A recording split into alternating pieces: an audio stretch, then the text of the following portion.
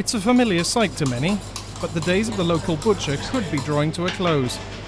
Gary Blackmore and his family have run this stall in Cardiff Market for the last 43 years, but he says he's starting to feel the pinch.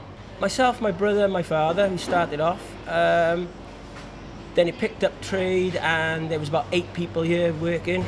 Now there's only me.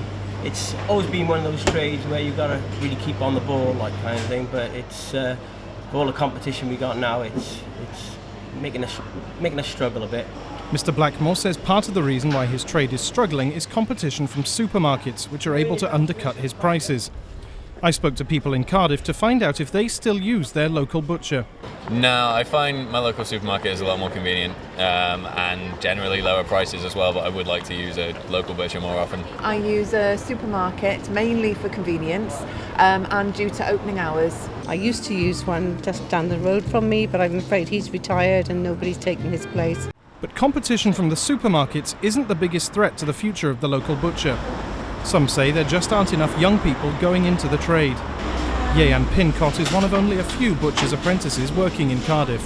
I did an MVQ. We decided we weren't going to do it first, then we decided we would, it'd be nice to have something for me to show that I can, do butchery. So I decided to do an MVQ. There wasn't many at the time. I'd like to see more young people come into the trade, because we got a new person starting now, he wants to do a course, he wants to do an MVQ, so it would be nice if there was more. Yeyan earned his NVQ in conjunction with a company called Network Training Services. They're one of the only centres in the South Wales area to offer the butchery NVQ. In a statement released to CJS News, they said that the number of trainee butchers is on the decline, but they believe the solution is to offer more on-the-job training instead of setting up more courses. The trouble is, apprenticeships cost businesses both time and money, 2 things that some of them just can't spare. But Gary Blackmore says the trade has plenty to offer young people, not just the other way round. If they can stick at it, it's a good trade to be in. They'll always have a job and it'll be great. Easier for me, and I can retire then.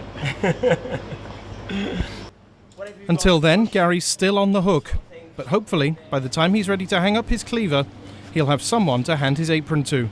Parry-Jones, CJS News.